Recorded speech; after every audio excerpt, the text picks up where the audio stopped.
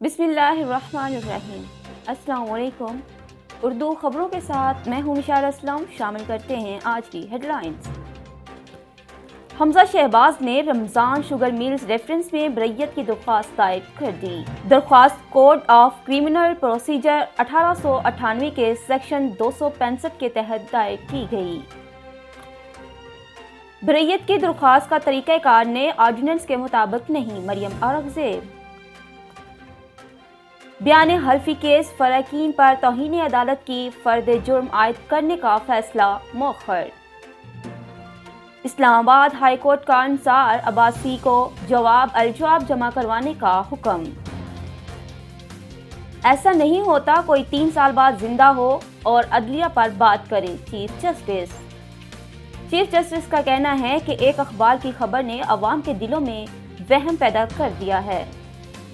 इंसार अब्बासी की झूठी खबर ने सच को झूठा कर दिया है। अदालत पर लोगों की बदएतमादी बर्दाश्त नहीं करूंगा।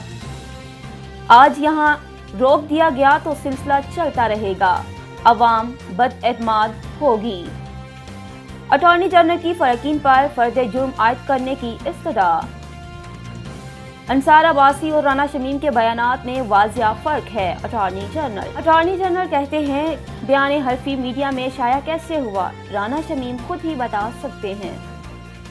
अंसार अब्बासी और राना शमीम के बयानात में वाज़िया फ़र्क है।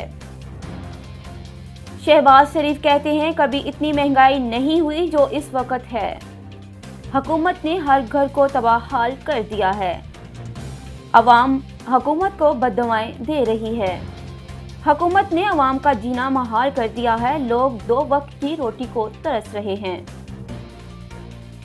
ट्रांसपेरेंसी रिपोर्ट के मुताबिक अदलिया पुलिस करप्ट अदारे हैं। फवाद चौधरी कहते हैं चीफ जस्टिस और आईजीज को सर जोड़ कर बैठना चाहिए। अब तक के लिए इतना ही। मजीद खबरें और अपडेट्स के लिए देखते रहें CID news network Islamabad. Allah Hafiz. You are watching CID News Network Islamabad.